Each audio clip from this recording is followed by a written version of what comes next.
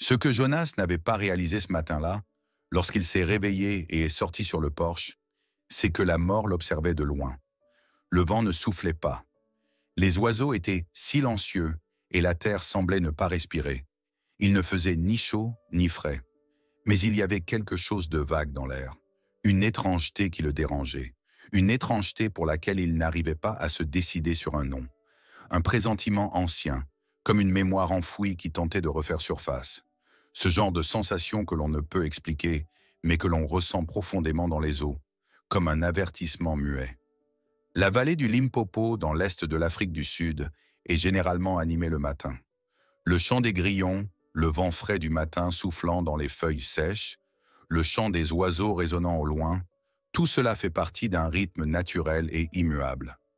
Mais ce matin-là, le rythme était rompu. C'était comme si la nature avait pris une décision et avait scellé la bouche de tout le monde. Jonas se tenait au milieu de ce silence, buvant son thé à grosses gorgées, les yeux fixés sur l'horizon. Il regarda la lisière de la savane, la terre qu'il avait cultivée pendant des années, cette terre qu'il considérait comme une extension de lui-même, une mémoire vivante de tout ce qu'il avait été. Comme il le faisait chaque matin, il écouta d'abord tranquillement ce qui l'entourait. Mais cette fois, il n'y avait aucun son qu'il reconnaissait. Pas le bruissement d'un reptile, pas le cri lointain d'un oiseau, pas même le souffle du vent. La seule chose qu'il entendait était son propre souffle, et peut-être la terre qui avait cessé de respirer avec lui. Il eut un frisson. Il a quitté sa hutte. Il a commencé à marcher sans sa canne, ce qui était rare. Il y avait un appel en lui, une envie qu'il ne pouvait pas expliquer. Il était prêt à aller partout où la route l'appelait, comme s'il répondait à une force invisible, ancestrale et mystérieuse. Il sentait qu'il ne pouvait pas ignorer cet instinct. La terre sous ses pieds était dure mais meuble. À chaque pas, elle se dispersait légèrement, puis se réinstallait rapidement. Cette désorganisation lui semblait être l'équilibre même de la nature, rompu mais toujours debout. Le chemin le conduisit à une vieille clairière qu'il connaissait bien. Il y avait déjà vu des traces de zèbres ici à de nombreuses reprises, mais cette fois-ci, les traces étaient différentes, profondes, complexes et enfouies dans la terre. Jonas se pencha. Il enfonça son doigt dans le sol. Il était encore humide, ce qui voulait dire que ce qui était passé ici était récent, à peine quelques heures. Et ces traces, elles lui disaient que quelque chose avait rampé à la hâte. Mais il était difficile de dire ce que c'était. C'était quelque chose de grand, d'étrangement silencieux. Cela s'était passé lentement et furtivement. Un frisson remonta le long de sa colonne vertébrale. Il était sur le point de se retourner lorsqu'il sentit une pression soudaine sur sa jambe gauche. Il a essayé de tourner son corps, mais c'était trop tard. Il a été tiré au sol par un contact dur et glissant. En tombant, sa tête heurta légèrement un rebord de pierre, mais il ne perdit pas connaissance. Il sentit le goût du sang dans sa bouche, métallique et tiède. Une douleur sourde pulsait dans son crâne, mais l'adrénaline l'empêchait de s'évanouir. Il leva les yeux vers le ciel. Il était immobile. Les nuages étaient gris, mais immobiles. Le temps semblait s'être arrêté. Jonas essaya de bouger, mais la pression autour de sa taille lui coupait le souffle. Son corps s'est lentement engourdi. Tout autour de lui semblait disparaître.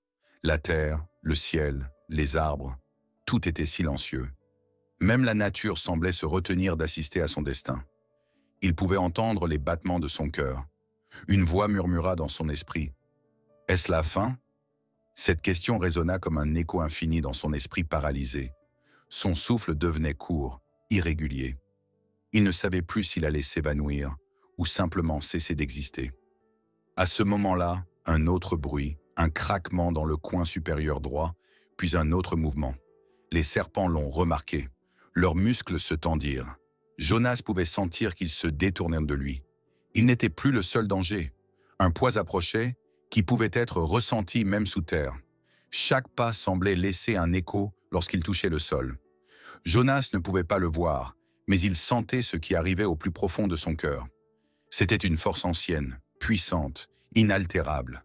Et maintenant, il savait que quelque chose allait arriver, et il était déterminé à briser le silence de la nature. Quelque chose était en marche, et ce n'était que le commencement.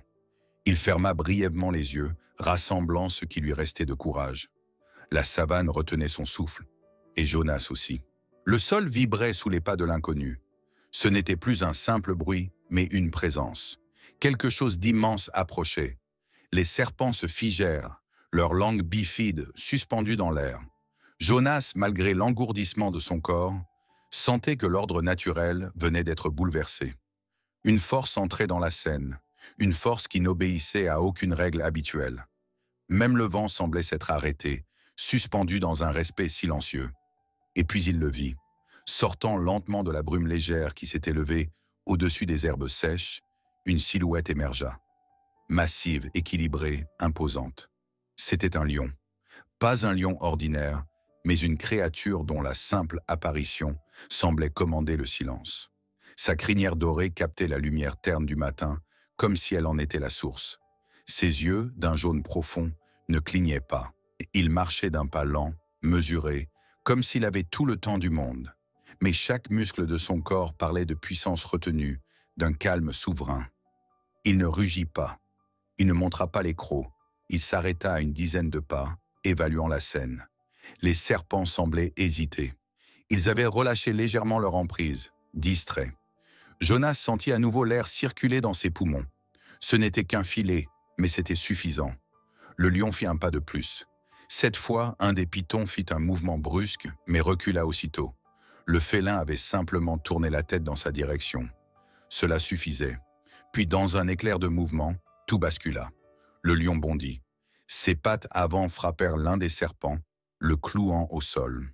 Le corps reptilien se tortilla avec violence, mais le félin tenait bon. Jonas, toujours au sol, regardait cette scène irréelle avec des yeux écarquillés. C'était un duel sans bruit, où seuls les gestes comptaient. Un ballet d'instinct et de survie. Chaque geste du lion était précis, chargé de détermination. Il agissait sans hésitation, comme s'il connaissait l'ennemi. Le deuxième serpent tenta de s'éloigner, glissant rapidement dans l'herbe, mais le lion était déjà sur lui.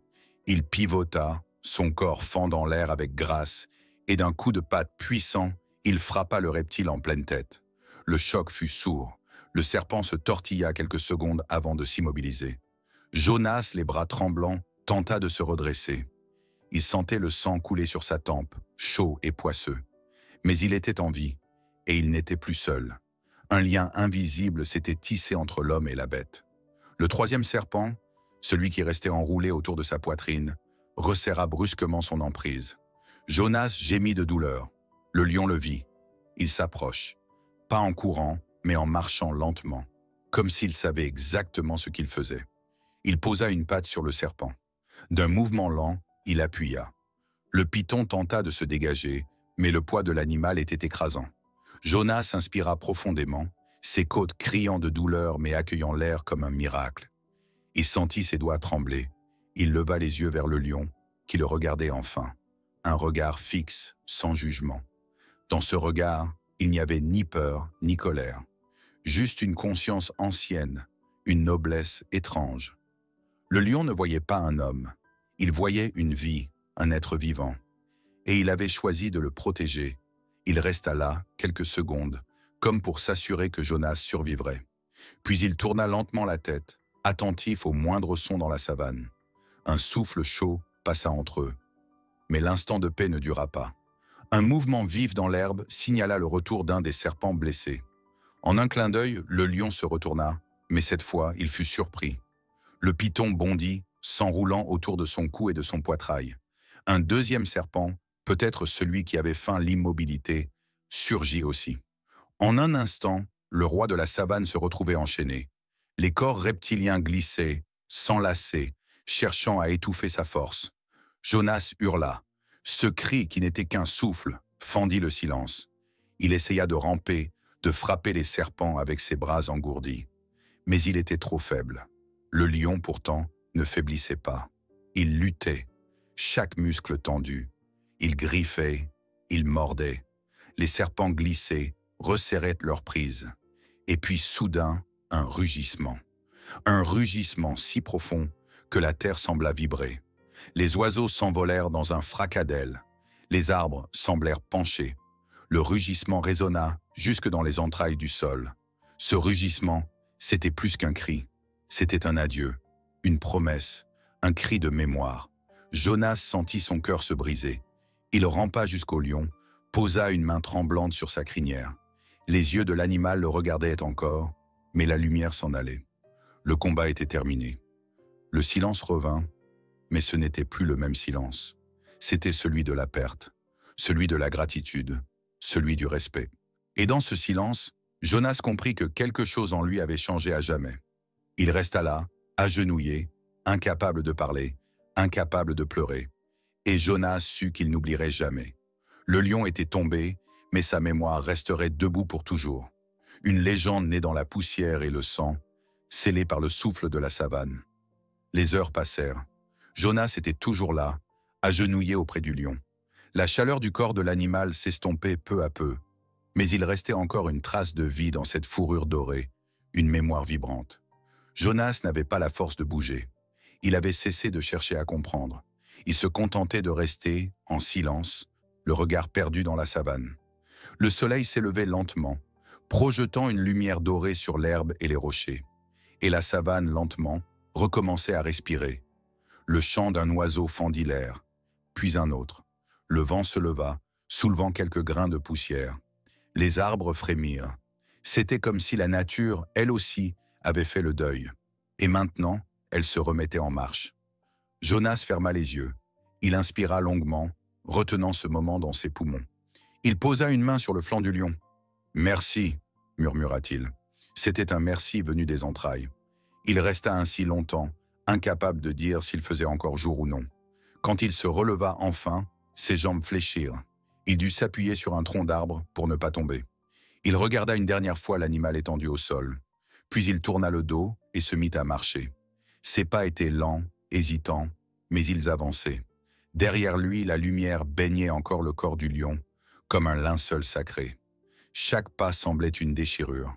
Jonas ne laissait pas seulement un lion derrière lui. Il laissait un protecteur, un compagnon, un fragment de lui-même. Sur le chemin du retour, chaque bruit lui paraissait plus fort. Il entendait à nouveau les insectes, les oiseaux, les feuillages. Il sentait la chaleur sur sa peau, la poussière entre ses doigts. Il reprenait contact avec le monde. Il n'était plus le même homme que celui qui avait quitté sa hutte ce matin-là. Il portait en lui une histoire gravée par la peur, la douleur, le respect et une forme de beauté brute. Quand il arriva chez lui, il s'assit sur le même porche d'où il était parti. Sa tasse de thé était encore là, refroidie. Il la prit entre ses mains, la regarda longuement, puis la reposa. Il n'avait pas besoin de thé, il avait besoin de silence. Il resta là, à contempler l'horizon. Le soleil descendait, les ombres s'allongeaient. Il comprenait que ce silence, autrefois inquiétant, était maintenant plein. Un silence habité. Plus tard dans la soirée, il prit un carnet et un stylo et écrivit quelques lignes. Il ne voulait pas oublier. Il ne pouvait pas. Il raconta ce qu'il avait vu, ce qu'il avait ressenti. Pas pour les autres, pour lui. Pour ne pas trahir la mémoire du lion. Pour que, même si les années effaçaient les détails, l'essence de ce moment reste intacte.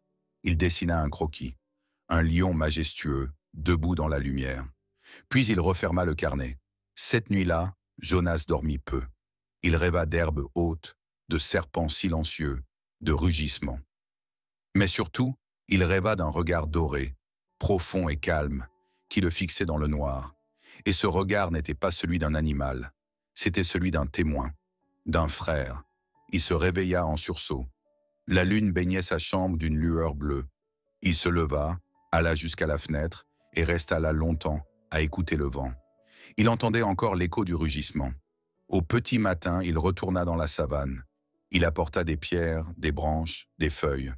Il construisit un petit cairn, un monticule discret. Il y posa une plume d'oiseau et un morceau de tissu. Puis il resta là, assis des heures durant. Ce n'était pas un tombeau, c'était un monument, un geste humble, un appel au souvenir.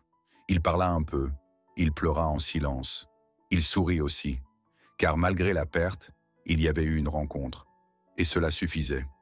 Les jours passèrent. Jonas reprit ses activités. Il cultivait, marchait, écoutait. Mais chaque soir, il revenait à cet endroit. Parfois, il parlait, parfois, il se taisait. Mais il revenait toujours, car il savait que dans cette clairière, quelque chose d'unique avait eu lieu, quelque chose qui transforme. Et peut-être qu'un jour, quelqu'un d'autre viendrait, trouverait ce cairn, poserait une question. Jonas ne serait peut-être plus là pour y répondre, mais il aurait laissé un signe.